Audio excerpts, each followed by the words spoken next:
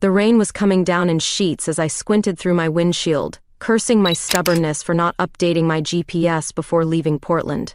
I am Tessa Miller, a professional race car driver who could handle hairpin turns at miles per hour. Yet, here I was, lost in Seattle's industrial district like some rookie. My blonde hair was falling into my eyes as I leaned forward, searching for any familiar landmark. The upcoming championship weighed heavily on my mind.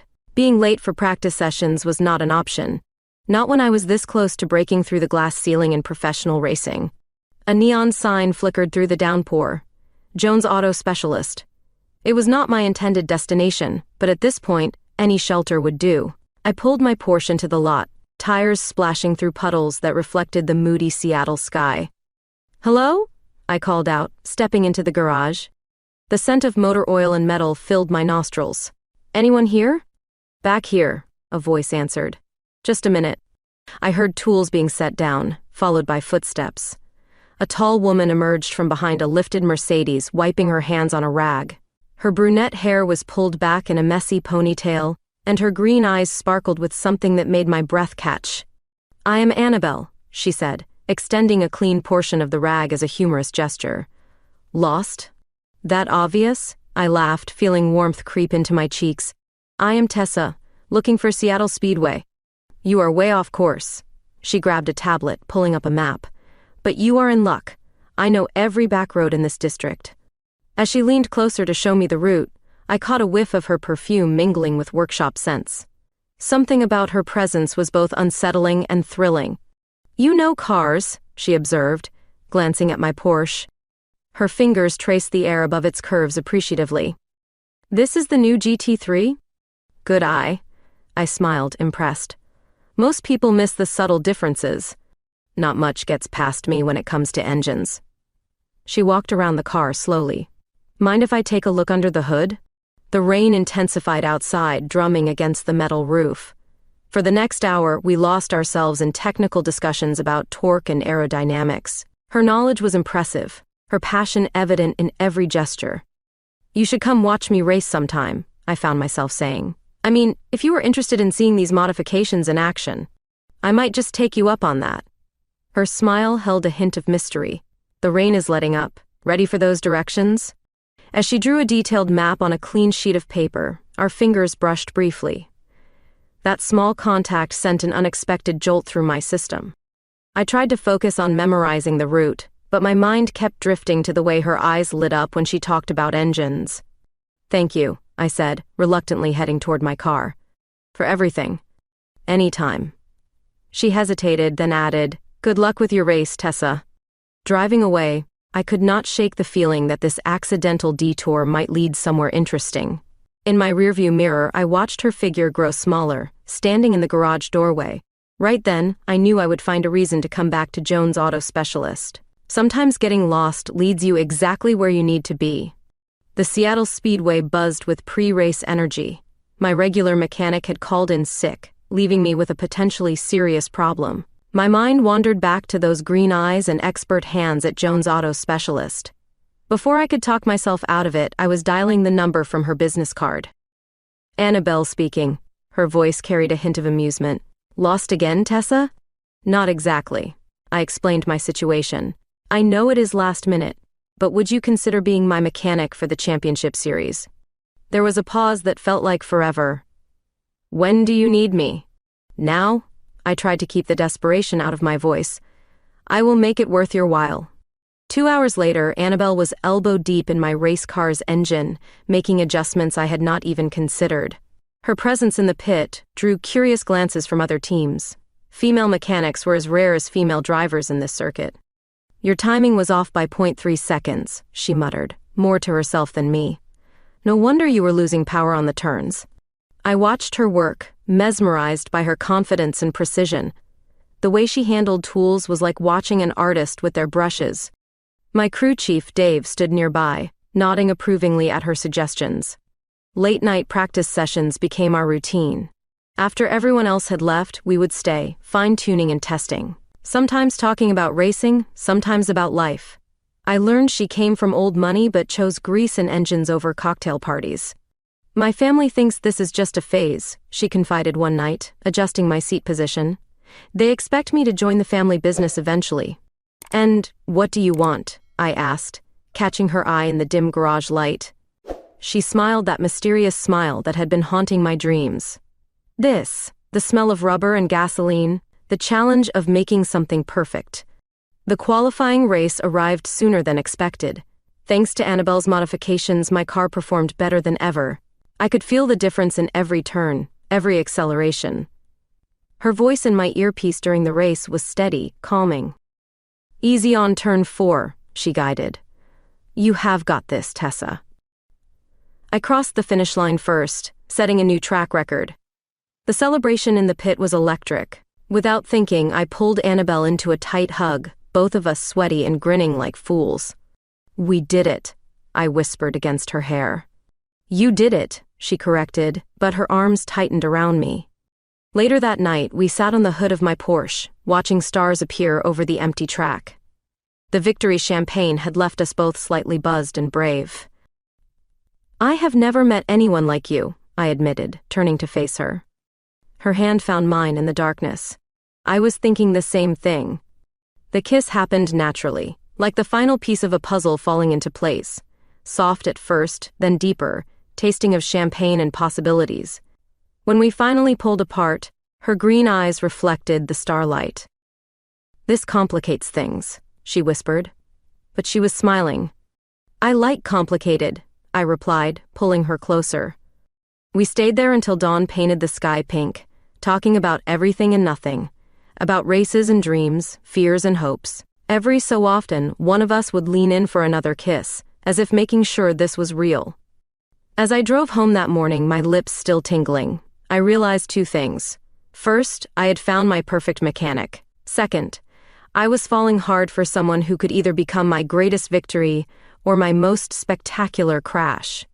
The championship series stretched ahead of us, full of promise and danger. But right then, all I could think about was when I would next see those green eyes light up across my garage. Sometimes the fastest hearts are the ones that take the biggest risks.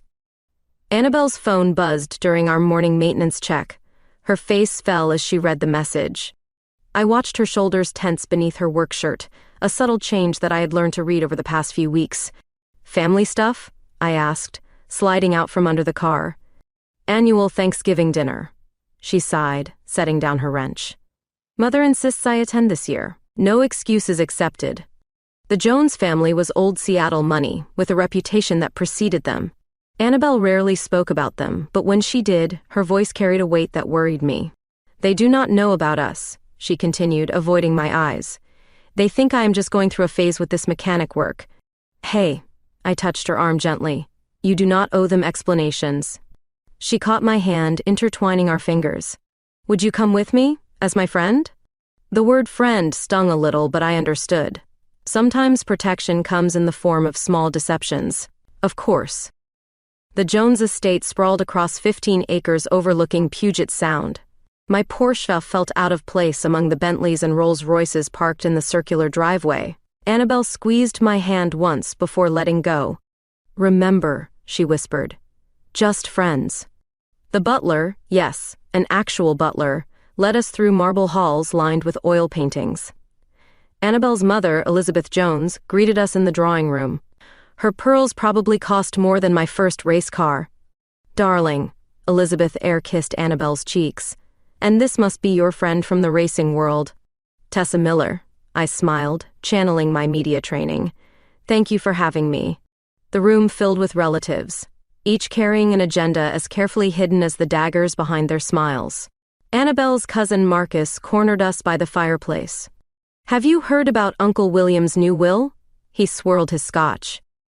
Quite the talk of the family. Annabelle stiffened beside me. I try to stay out of family business matters. Might want to reconsider that stance, Marcus smirked. Things are about to get interesting. During dinner, I watched the subtle power plays unfold. Every comment had double meanings, every glance calculated. Annabelle grew quieter with each course. The estate's future is our primary concern, Elizabeth announced over dessert. We must ensure it stays within proper management. The emphasis on proper made Annabelle's knuckles whiten around her fork. Under the table, I pressed my leg against hers, offering silent support. Later, Exploring the grounds for a moment of peace, we found ourselves in the estate's garage. Classic cars gleamed under soft lighting. Annabelle ran her fingers along a vintage Aston Martin. "Father taught me mechanics here," she said softly. "Before he died, he told me to follow my heart." I pulled her into my arms, propriety be damned. "Your father would be proud of you." "Miss Jones?" a voice interrupted. We jumped apart as the family lawyer appeared. "A word about the inheritance proceedings?"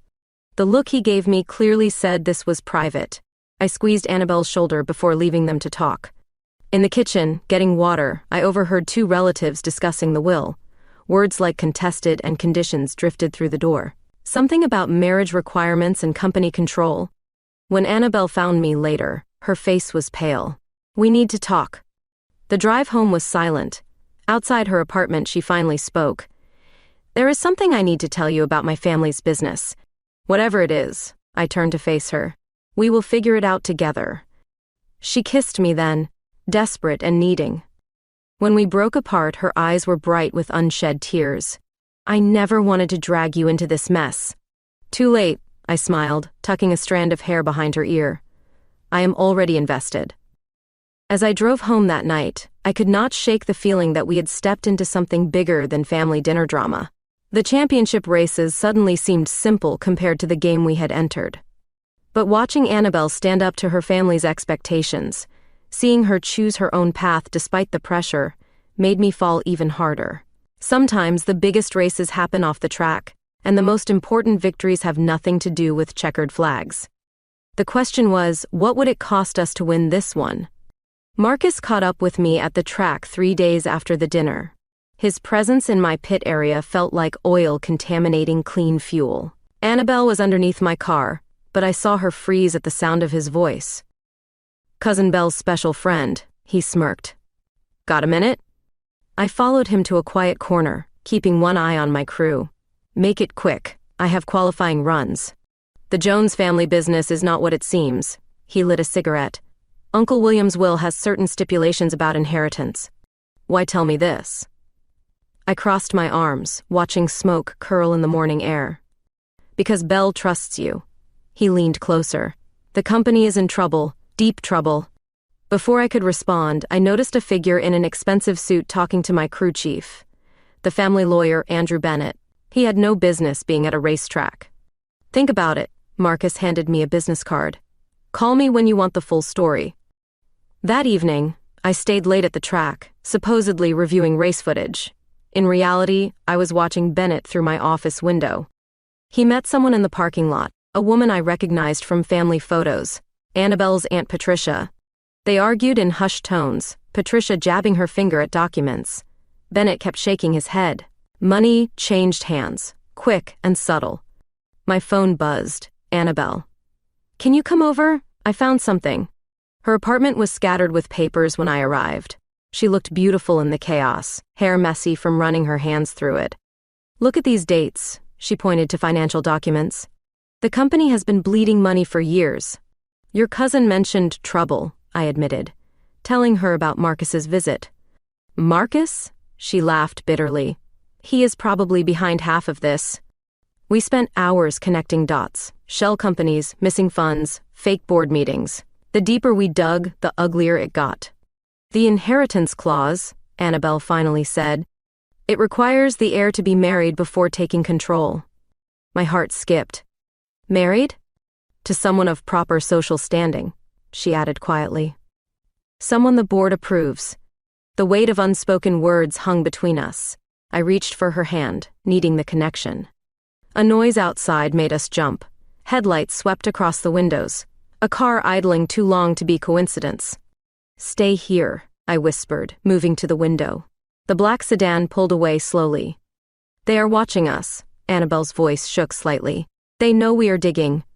I pulled her close, feeling her heart race against mine. "Let them watch." The next morning, my crew chief handed me an envelope. Inside was a photo of Annabelle and me kissing in her garage, along with a note, "Keep your mechanic in line." During practice runs, I noticed more suits in the stands. Family lawyers do not typically follow racing circuits. Something bigger was happening. "Your times are off," Annabelle's voice came through my headset. Focus, Tessa. But focus was hard when I kept seeing shadows in every corner. The championship was 2 weeks away, but suddenly racing felt like the least of our concerns. That night, in the quiet of my apartment, Annabelle finally broke down. They will never let me run the company my way. Then we fight. I held her face in my hands. Together. Her kiss tasted of tears and determination. We fell asleep surrounded by papers and conspiracies, her head on my chest, my arms protecting her from invisible threats. Morning brought new challenges. The qualifying rounds were approaching, and someone had leaked photos to racing blogs questioning my focus. The comments suggested my personal life was affecting my performance. They are trying to pressure both of us, Annabelle observed, scanning the articles. I watched her methodically organize evidence, her mechanic's mind breaking down problems into solvable parts. Whatever game her family was playing, they had underestimated her. We need to be careful, she said finally. These people, my family, they play for keeps. Looking at the scattered evidence of corruption around us, I realized we had entered a different kind of race, one without rules or finish lines. But watching Annabelle fight for her inheritance, her identity, her right to choose her own path, I knew there was no turning back. Sometimes the most dangerous curves are the ones you never see coming. The first threat arrived on a Tuesday morning. A simple note tucked under my windshield wiper. Back off from the Jones business. We need to report this, Annabelle said, her fingers trembling as she held the paper. I shook my head. To whom? Your family practically owns the local police. The championship preparations continued despite the growing tension. Annabelle threw herself into engine modifications with fierce determination. I recognized it for what it was, escape through focus. Dave, my crew chief, caught me between practice runs. Someone has been asking questions about team finances. What kind of questions? My stomach tightened. Sponsorship details, payment transfers. He lowered his voice. They are trying to find irregularities. That evening, while reviewing race footage, Annabelle discovered something in her family's documents. Her hands shook as she spread the papers across my desk. These signatures, she pointed to several forms. They are forged. I leaned closer, studying the documents. Your father's? From after his death. Her voice cracked. They have been using his name to authorize transfers. The implications hit us both. This was more than family politics. This was fraud. Later that night, someone broke into my garage. Nothing was stolen, but tools were rearranged, papers shuffled. A warning. You should not be alone, Annabelle insisted, pacing my living room. Stay with me. The offer tempted me, but fear held me back. That would give them more ammunition. Media scrutiny intensified as race day approached. Rumors circulated about my relationship with my mechanic affecting team dynamics. Sponsors started asking questions. They are trying to break us, I realized, watching another reporter lurk near our pit. Annabelle worked silently on my car, her focus absolute. But I saw the toll it took. Dark circles under her eyes, tension in her shoulders. During a late-night tuning session, she finally broke. I found more forged documents. How many? Enough to destroy the company. She wiped her hands slowly. Enough to send people to jail. The weight of her words hung heavy in the garage air. This was no longer about inheritance. This was about exposing years of systematic fraud.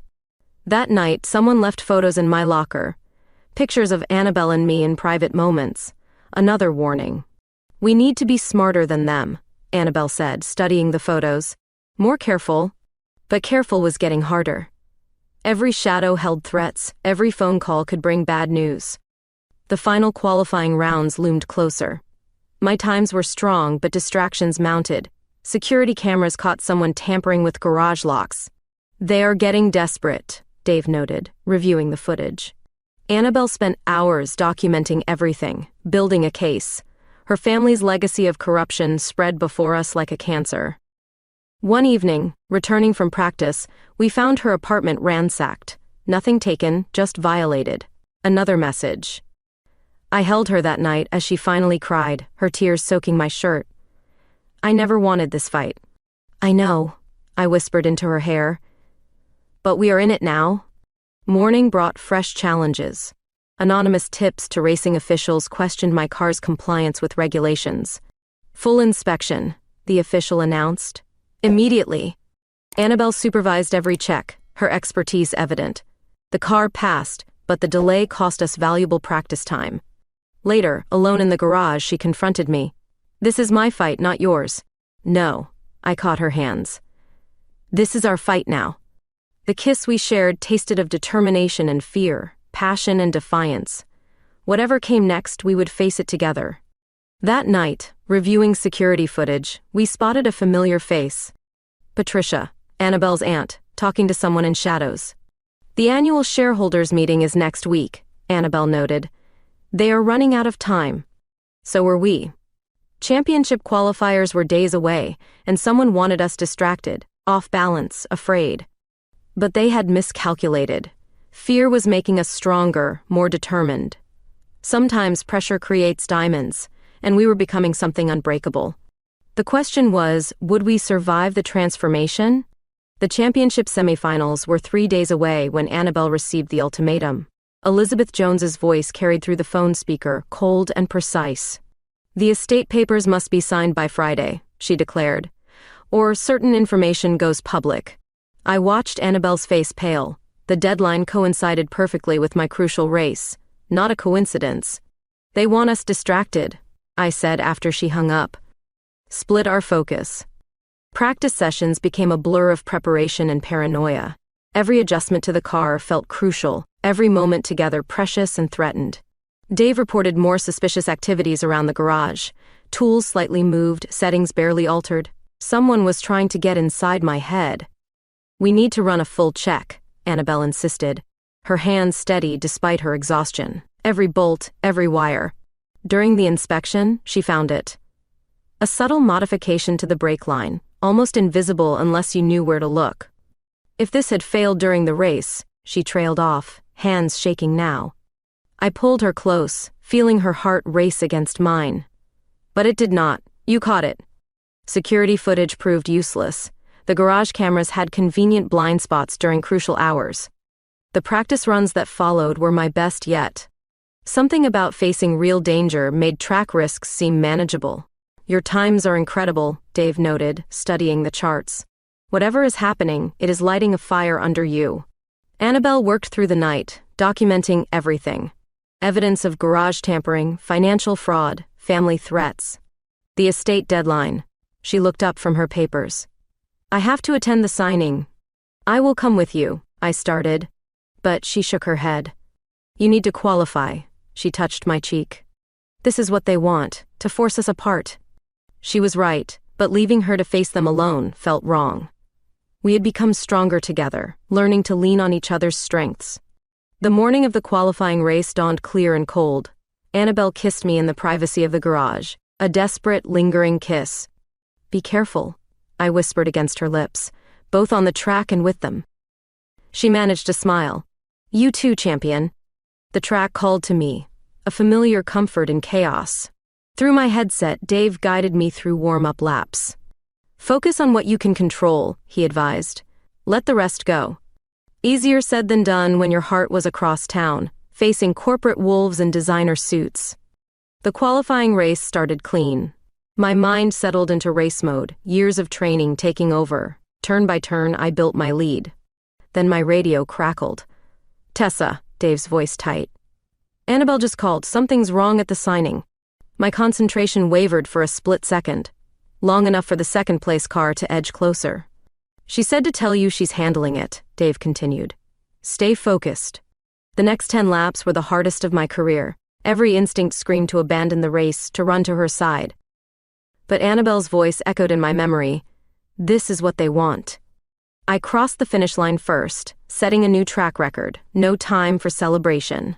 "Go," Dave urged, taking my helmet. "I will handle things here." The drive to the Jones estate was a blur of speed and worry.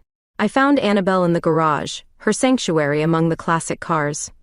"I could not sign," she said before I could speak. "The documents, they wanted me to validate the fraud." I wrapped her in my arms, feeling her shake. "You did the right thing. They threatened to expose us, ruin your career." She pulled back to meet my eyes. "I almost gave in. But you did not." I kissed her forehead. "That is what matters." We left the estate together, leaving behind threats and ultimatums. The semi-finals were days away, and Annabelle's refusal to sign had escalated everything. "They will retaliate," she warned as we drove away. I took her hand, squeezing gently. "Let them try. Sometimes winning means knowing which race matters most." I had qualified for the semi-finals, but the real victory was in Annabelle's strength to defy her family. The question was, what would that defiance cost us?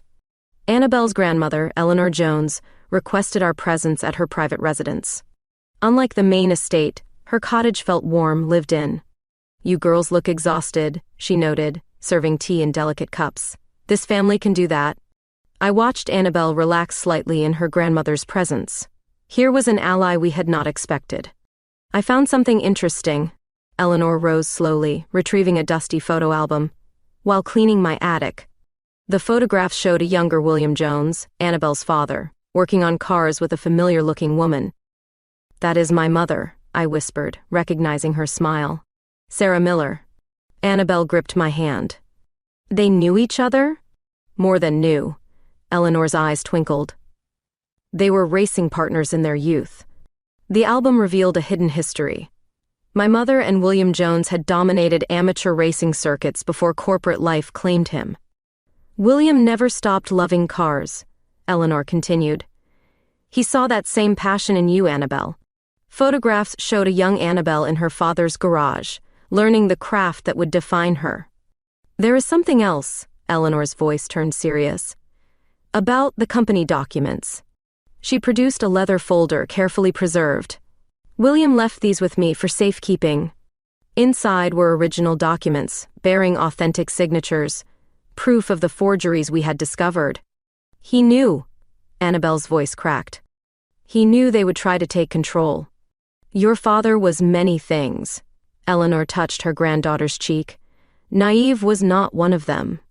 The documents revealed a deeper conspiracy. The family's attempts to seize control had started before William's death.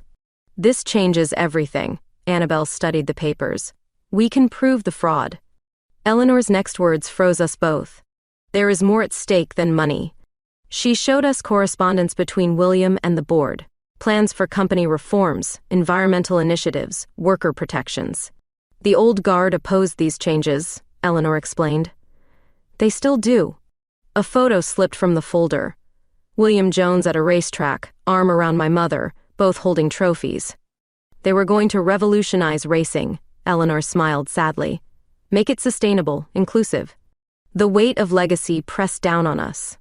This was no longer just about inheritance or love. "The annual shareholders' meeting," Annabelle straightened. "We can present this evidence."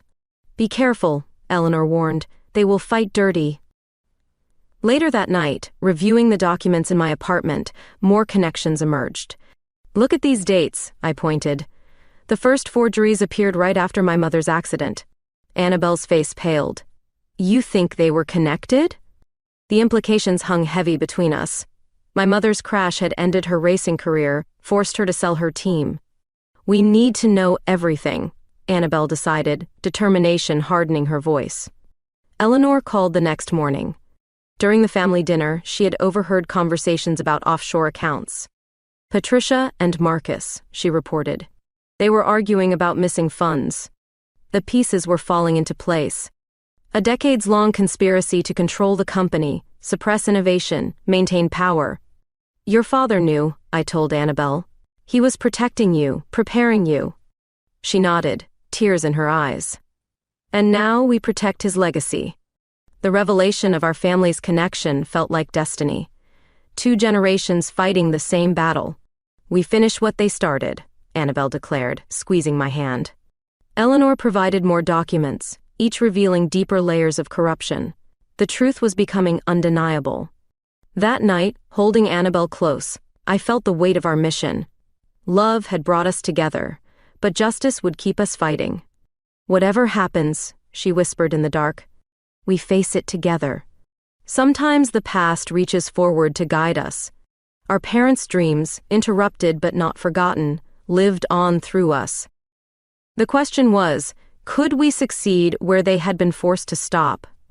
The championship final loomed 3 days away. Seattle's autumn rain drummed against the garage roof as Annabelle and I reviewed our strategy one last time. The shareholders' meeting is tomorrow, she checked her notes. Everything must be perfect. Eleanor had helped us organize the evidence. Each document told part of a story spanning decades of corporate manipulation. Your crew reported suspicious activity, Dave interrupted, entering the garage. Someone accessed the computer systems. Security footage showed a figure in racing gear, face obscured, leaving the restricted area. The timestamp matched my practice session. They are getting desperate, I noted, watching the grainy video. The final race has them worried. Annabelle's phone buzzed. Elizabeth Jones's name flashed on screen. Mother wants a private meeting. Not alone, I insisted, remembering previous threats. The Jones estate felt colder than ever. Elizabeth waited in William's old study, perfectly composed. Consider your choices carefully, she began without preamble. Some decisions cannot be undone. Her eyes flicked between us, noting our unified stance. The board will never accept this arrangement. The board will face federal investigation, Annabelle countered, producing documents. Unless changes are made. Elizabeth's mask slipped slightly. You would destroy your family's reputation? To save the company? Annabelle stood straighter. Yes. Returning to the track, we found my car surrounded by officials. Anonymous tips had triggered another inspection. This close to the final? Dave shook his head. They are trying to rattle you. Annabelle supervised every check, her expertise leaving no room for manufactured violations. The car passed again. That evening, practicing alone, I noticed subtle changes in handling. The car felt different, resistant. Someone has been here, Annabelle concluded after a thorough inspection. Professional sabotage. We worked through the night, checking every component. One mistake could mean disaster at race speeds. I should withdraw, I suggested as dawn approached. It is not worth the risk. Annabelle's eyes flashed. That is exactly what they want. Eleanor called with urgent news. Board members were holding emergency meetings. Documents were being shredded. Tomorrow's presentation must proceed, she insisted, before evidence disappears. The pressure mounted from all sides. Racing officials scrutinized every practice run. Media questioned my focus. Your choice, Marcus appeared in the pit area. Racing or romance, not both. Annabelle found me later, studying track layouts. Her touch on my shoulder conveyed strength.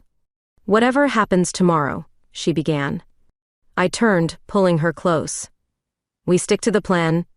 Our kiss held promise and determination. Years of corruption and control would end, one way or another. The final practice session went perfectly. Every turn, every straightaway felt right. The sabotage had failed. They underestimated us, Dave smiled, reviewing the times. Both of you. That night, in the quiet of my apartment, Annabelle and I made final preparations. Documents copied, evidence secured. Your father would be proud, I told her, watching her organize files. Her smile held sadness and hope. He would have loved you. Morning brought new challenges. Racing officials announced last-minute rule changes, requiring additional inspections. Delay tactics, Dave growled. They want to disrupt the shareholders' meeting. Annabelle kissed me quickly before leaving. Focus on the race. I will handle the board. Watching her drive away, I felt proud and terrified. She faced her own kind of race today. Time to suit up, Dave called. Whatever happens out there, make it count. Sometimes victory requires choosing which battle matters most. Today we fought on two fronts. The question remained, could we win both races? Race day dawned clear and cold. The stands filled early, championship energy electrifying the air. My mind kept drifting to Annabelle, facing her own crucial battle across town. Focus, Dave reminded, helping me suit up. She has Eleanor with her. Trust them. The pre-race inspection passed smoothly. Our overnight work had left no room for technical challenges. Good luck, Marcus appeared suddenly. You will need it. His smirk suggested he knew something we did not. Dave positioned himself between us, protective. The shareholders' meeting started at 10. Annabelle would be presenting evidence now, confronting years of family corruption. 5 minutes to starting positions, officials announced. My phone buzzed. Annabelle's message was brief. Evidence presented. Stay safe. Love you. The track beckoned, familiar and threatening. 20 cars lined up, engines growling with anticipation. Through my headset, Dave guided final checks. Whatever happens, drive your race. Green flag dropped. The world narrowed to speed and strategy. First turn clean, positions holding. Lap 10 brought the first challenge. A competitor's aggressive move forced me wide. Recovery cost precious seconds. Stay calm, Dave advised. Plenty of race left. My phone vibrated in the pit. Dave's voice turned urgent. Annabelle exposed everything. The board is in chaos. Focus split between track and thoughts of Annabelle. Another car pressed close, seeking advantage. Halfway point approached, leading by seconds, but pressure mounting. Then Dave's voice cracked with tension. Security called. Confrontation at the meeting. Eleanor is handling it. Heart racing faster than my car, I pushed through turns. The finish line seemed impossibly distant. News filtered through. Board members attempting to destroy records. Police arriving at corporate headquarters. 20 laps remaining, Dave reported. You are pulling away. A familiar figure appeared in my pit crew. Annabelle, still in business attire, determination bright in her eyes. She did it, Dave announced. The board is suspended pending investigation. Relief fueled focus. Each turn perfect, every straight a demonstration of power. 10 laps left. Second place pushed hard, sensing opportunity in my distraction. Stay with it, Annabelle's voice suddenly in my headset. Show them what we can do. Her presence steadied me. Together, we had faced bigger challenges than this race. 5 laps.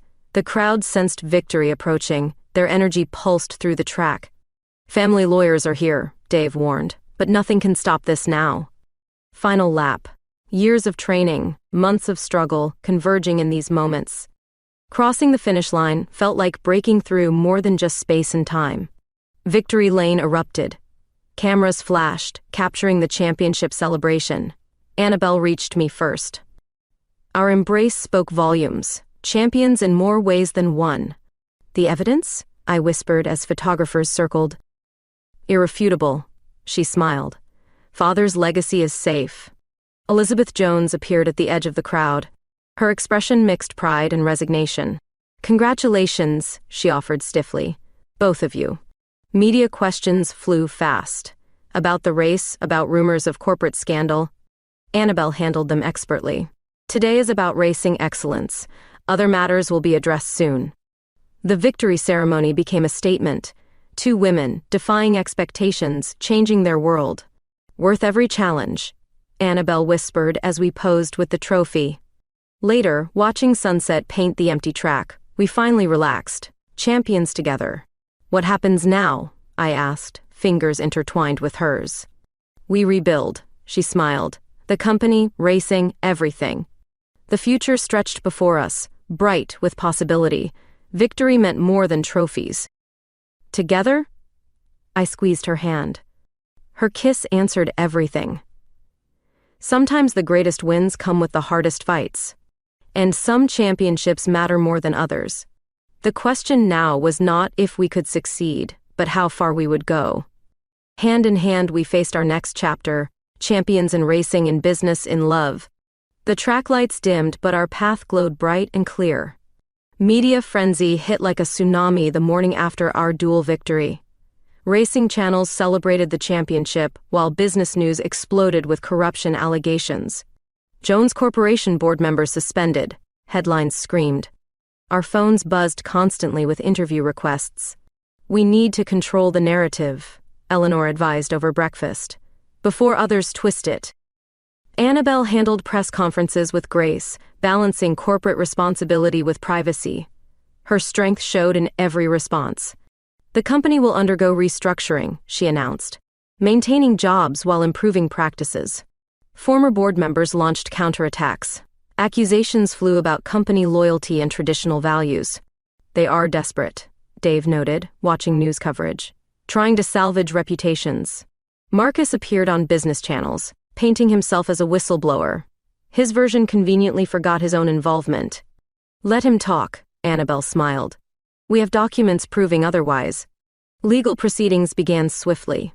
Federal investigators combed through decades of records, building cases. Elizabeth Jones surprised us by choosing sides. She provided additional evidence of board misconduct. "Your father would have done the same," she told Annabelle. "Perhaps I should have supported him more." Racing officials reviewed championship results, responding to complaints about technical violations. Nothing stuck. "Clean victory," Dave confirmed, "on all fronts." Sponsors called daily, some withdrawing under pressure, others pledging increased support. "Progressive companies recognize the future," Eleanor observed. Others cling to outdated views. Annabelle worked tirelessly, implementing changes her father had dreamed of, sustainable practices, ethical policies. "We honor his vision," she explained during corporate meetings, "while creating our own." The garage became our sanctuary amid chaos. Working on cars together, we found peace. "Remember when getting lost brought me here?" I asked, watching her tune my engine. Her smile brightened the room. "Best navigation error ever." Patricia and several board members faced criminal charges. Their lawyers proposed deals. No settlements, Annabelle decided. Full accountability matters. Racing season ended, but our fight continued. Each day brought new challenges and victories. They questioned my qualifications, Annabelle laughed one evening. So I showed them engine schematics. Support came from unexpected places. Other women in racing shared similar stories. "You have started something," Dave commented. "Change ripples outward." Elizabeth hosted a family dinner, smaller than before. Loyal relatives choosing truth over tradition. "Family adapts," Eleanor raised her glass. "Or family fails." The garage expanded, becoming a training center for female mechanics. Annabelle's dream growing?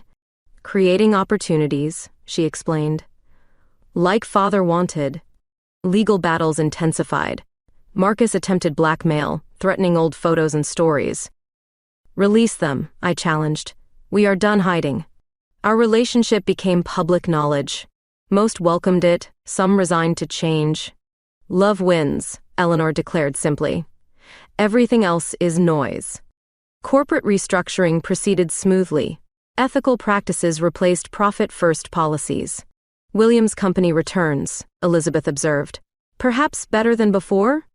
The racing world adjusted to new realities. Female drivers and mechanics gaining respect. "Progress," Dave nodded. "About damn time." Nights brought quiet moments, planning future races and reforms, dreams expanding. "We did it," Annabelle whispered one evening.